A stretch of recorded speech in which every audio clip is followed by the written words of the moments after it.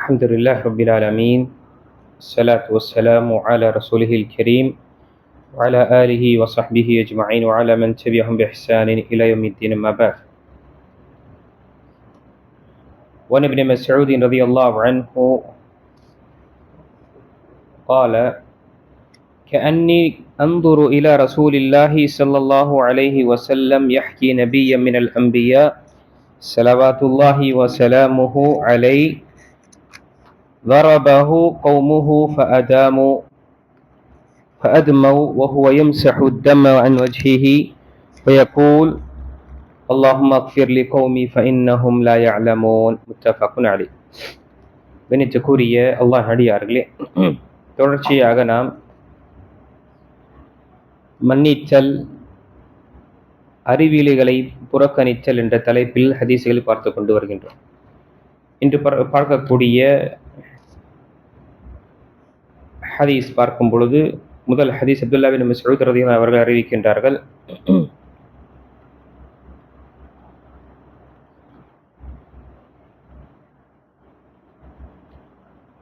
ஒரு நபியை அவரின் கூட்டத்தார் அடித்து காயப்படுத்தினார்கள். அவர் தன் முகத்திலிருந்து இரத்தத்தை துடைத்தார். மேலும், இறைவா, என் கூட்டத்தாரை நீ மன்னிப்பாயாக, இவர்கள் அறியாத மக்களாக உள்ளனர் என்று கூறினார் என நபி ஸல்லல்லாஹு அலைஹி வஸல்லம் அவர்கள் நபிமார்களில் ஒரு நபி பற்றி கூறிக்கொண்டிருந்ததை நான் இன்றும் பார்ப்பது போல் உள்ளது என்று அப்துல்லா பின் மஸ்ஊத் ரலியல்லாஹு அன்ஹு அவர்கள் அறிவிக்கின்றார்கள். இந்த ஹதீஸ் புகாரி மற்றும் முஸ்லிம் வரக்கூடிய ஹதீஸ். இந்த ஹதீஸில் சுப்ஹானல்லாஹ், நபிகள் நாயகம் ஸல்லல்லாஹு அலைஹி வஸல்லம் நபிமார்களுக்கு ஏற்பட்ட சிரமங்கள், அழைப்பு பணியில் அவர்கள் மேற்கொண்ட இன்னல்கள் அனைத்தை பற்றியும் இங்கு சொல்லப்படுகின்றது. அதில் முதல் விஷயம், ஒரு நபிக்கு அவருடைய கூட்டத்தார்கள் அடித்தார்கள், காயப்படுத்தினார்கள். அதற்கு பிறகும் அந்த காயத்துடைய இரத்தத்தை துடைத்து கொண்டு அல்லாஹ்விடம் அந்த சமூகத்திற்காக, அவருடைய கூட்டத்தாருக்காக துஆ செய்கின்றார்கள். யா அல்லாஹ், இவர்களை நீ மன்னிப்பாயாக, ஏனென்றால் இவர்கள் அறிவில்லாமல் அறியாமையில் இந்த விஷயங்கள் செய்கின்றார்கள். இவர்கள் உண்மையான நபி பற்றி அறியாத ஒரு நிலையில் என்ன செய்கின்றார்கள், சிரமத்தை ஏற்படுத்துகின்றார்கள் என்று நபி ஸல்லல்லாஹு அலைஹி வஸல்லம் அவர்கள் ஒரு நபியை பற்றி கூறுகின்றார். இதே மாதிரிதான் நபிகள் நாயகம் ஸல்லல்லாஹு அலைஹி வஸல்லமுக்கும் ஏற்பட்டது. அதுதான் அப்துல்லா பின் மஸ்ஊத் ரலியல்லாஹு அவர்கள் கூறுகின்றார்கள்: ஏதோ இப்பொழுது நடப்பது போலதான் எனக்கு நான் உணர்கின்றேன், நான் பார்க்கின்றேன். நபி ஸல்லல்லாஹு அலைஹி வஸல்லமுக்கும் இதே போலதான் நடந்தது.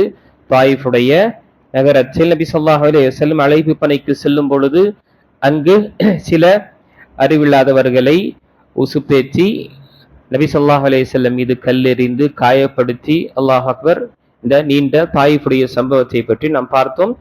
முந்தைய அமர்விலும் அம்மை ஆயிஷா ரலியல்லாஹு அன்ஹா அவர்கள் கேட்கும் பொழுது, அல்லாஹ்வுடைய தூதரே, உஹதுடைய அந்த போரை விட அல்லது அந்த நாளில் ஏற்பட்ட சிரமத்தை விட உங்களுடைய வாழ்க்கையில் எப்பயாவது சிரமத்தையோ இன்னல்களையோ நீங்கள் மேற்கொண்டதுண்டா என்று கேட்கும் பொழுது நபி ஸல்லல்லாஹு அலைஹி வஸல்லம் இந்த தாயிஃபுடைய சம்பவத்தையே இங்கு பதிவு செய்கின்றார்கள்.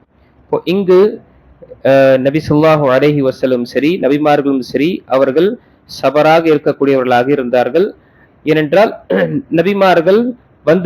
நபிமார்கள் அனுப்பப்படக்கூடியது எதற்காக? ஒரு அருளை கொண்டும் ஒரு கருணைக்கு தான். எல்லா நபிமார்கள் தன்னுடைய சமுதாயத்திற்கு ஒரு கருணையாளர்களாக தான் இருப்பார்கள், இரக்கம் குணமுடையவர்கள் தான் இருப்பார்கள். அப்படிதான் நபி ஸல்லல்லாஹு அலைஹி வஸல்லமும் சரி, மற்ற அம்பியாக்களும் அனுப்பப்பட்டார்கள். இப்போ இதற்கு இந்த நபியும் சரி, இதற்கு முன்னால் நபிமார்களுக்கும் சரி, நோவினை சிரமங்கள் வந்தன. அவருடைய சமூகத்தார்கள் அதை ஏற்படுத்தினார்கள். அவர்களை பொய்ப்பித்தார்கள், அவர்களை புறக்கணித்தார்கள், சில நேரத்தில் அவர்களை கொலையும் செய்தார்கள். நாம் சில நபிமார்களுடைய வாழ்க்கையில் பார்க்கும் பொழுது அவர்களை அர்வாமனையை கொண்டு 2 துண்டாக வெட்டினார்கள். அவருடைய தோள்களை அல்லாஹ் பாதுகாக்க வேண்டும், இரும்பு சீப்பை கொண்டு நெருப்பில் வைத்து அந்த இரும்பு சீப்பை கொண்டு அவர்களுடைய தோலை உரித்தார்கள். இப்படிப்பட்ட சிரமங்கள் எல்லாம் என்று நபிமார்கள் என்ன செய்தார்கள்? அதை சந்தித்தார்கள். சபராக பொறுமையுடன் இருந்து அவர்கள் அதை மேற்கொண்டார்கள். ஆனாலும் அவர்களுடைய நாவில் இருந்து தன்னுடைய சமுதாயத்திற்கு துஆ தான் வந்தது. ஏனென்றால் இவர்கள் அறியாமல் செய்கின்றார்கள்.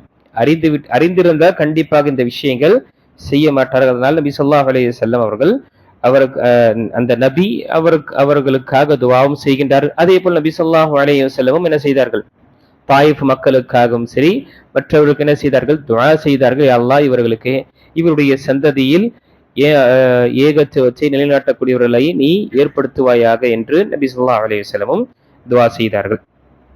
அடுத்த ஹதீஸில் நபி ஸல்லல்லாஹு அலைஹி வஸல்லம் கூறினார்கள், மல்யுத்தம் செய்பவர் உண்மையான வீரர் அல்ல. வீரர் என்பவர் கோபத்தின் போது தன்னை அடக்கிக் கொள்பவரே உண்மையான வீரராவார் என்று நபி ஸல்லல்லாஹு அலைஹி வஸல்லம் கூறினார். இந்த ஹதீஸ் புகாரி மற்றும் முஸ்லிமில் வரக்கூடிய ஹதீஸில் இருக்கின்றது. இப்போ உண்மையாக மல்யுத்த வீரரோ அல்லது சண்டையில்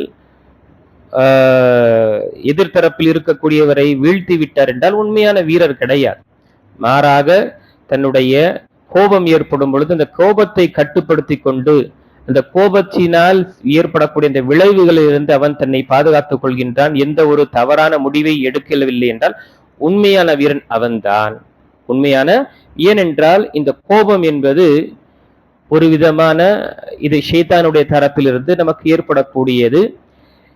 நம்முடைய இரத்த ஓட்டங்கள் அதிகரிக்கும், பிளட் பிரஷர் அதிகமாகி ஏதாவது ஒரு ரியாக்ஷன் செய்வதற்காக ஷைத்தான் தூண்டக்கூடியவனாக இருக்கின்றான். அதனால்தான் நபி ஸல்லல்லாஹு அலைஹி வஸல்லம் தன்னுடைய சஹாபாக்களுக்கு சிலருக்கு உபதேசம் செய்யுங்கள் என்று வந்து கேட்கும் பொழுது அந்த சஹாபியுடைய அந்த கோபம் அதிகமாக கோபம் கொள்ளக்கூடியவராக இருந்தார். அவருக்கு உபதேசம் என்ன செய்வார், லா தக்தப், கோபப்படாதீங்க. திரும்பவும் கேட்டார், திரும்பவும் எனக்கு உபதேசம் செய்யுங்க, லா தக்தப் என்று நபி ஸல்லல்லாஹு அலைஹி வஸல்லம் கேட்க ஒவ்வொரு தடவையும் நபி ஸல்லல்லாஹு அலைஹி வஸல்லம் நீங்க கோபப்படாதீர்கள் என்று கூறினார். என்ன அர்த்தம் கோபப்படாதீர்கள் என்றால், கோபத்தினால் ஏற்படக்கூடிய விளைவை நீ செய்து விடாது. இல்லை என்றால் கோபம் என்பது இயற்கையானது, அது இயற்கையான வர்றது, அது மார்க்கம் தடுக்கவில்லை. மாறாக அது வரும் பொழுது உன்னை நீ கட்டுப்படுத்திக் கொள்வது மார்க்கம் நமக்கு கூறியிருக்கின்றது. அதனால நாம அவசரப்பட்ட ஒரு விஷயத்தை செய்து விட்டோமோ அல்லது சொல்லிவிட்டோம் என்றால் பிறகு சிரமத்தை உணர்வது நாம தான். எத்தனையோ விஷயங்கள் கோபத்துல செய்து விடுகின்றோம் அல்லது சொல்லி விடுகின்றோம். பிறகு இந்த கோபம் திணிந்த பிறகு அவர் சாதாரணமான ஒரு நிலையில் வந்த பிறகு அவர் கவலைப்படுகின்றார். எத்தனை கணவர்கள் தன்னுடைய மனைவியிடம் சில சச்சரவு சில பிரச்சனையினால் கோபத்தை கொண்டு தலா கொடுத்து விடுகின்றார். பிறகு கோபம் எல்லாம் அடங்கிய பிறகு அவர் கவலைப்படுகின்றார், அழுகின்றார். அதே போல சில நேரத்தில் கோபத்தில் ஏதாவது ஒரு ரியாக்ஷன், ஏதாவது ஒரு தவறான ஒரு முடிவு எடுக்கும் பொழுது அதற்கு பிறகு என்ன கவலையை தான் அவர் இதை நான் செய்திருக்க கூடாதே என்ற அந்த நிலை. அதனால் நபி ஸல்லல்லாஹு அலைஹி வஸல்லமுக்கு உண்மையான ஒரு வீரர் என்பவன் யார், தன்னுடைய கோபத்தை கட்டுப்படுத்திக் கொள்ளக்கூடியவன் தான்.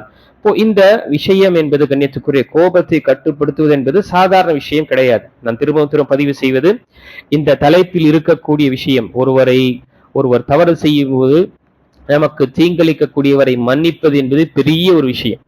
அதே போல அறிவில்லாதவர்கள் செய்யக்கூடிய விஷயங்களை நாம புறக்கணித்து போவது என்பதும் பெரிய ஒரு காரியம்தான். ஆனால் இது அனைத்துமே நமக்கு மார்க்கம் என்ன நமக்கு வலியுறுத்துகின்றது. இந்த விஷயத்தை நீங்கள் நினைவு கொள்ளுங்க.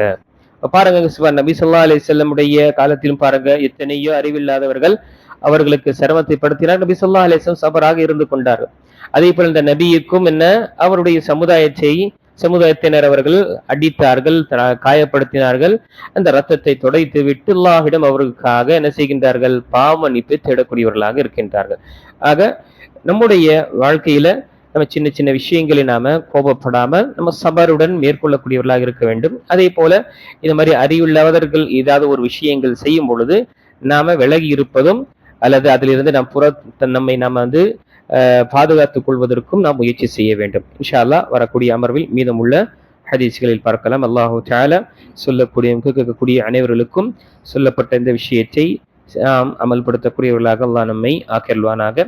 அல்லாஹை உண்மையான நிலையில் வணங்கி அவனுடைய பொருத்தத்தை பெறக்கூடிய அமல்களை செய்து அல்லாஹுடைய பொருத்தத்தை பெறக்கூடியவர்களாக அல்லாஹ் நம் அனைவர்களையும் ஆக்கி அருள் புரிவானாக. ஆமீன். வாஹிர் தஅவானா அல்ஹம்துலில்லாஹி ரப்பில் ஆலமீன்.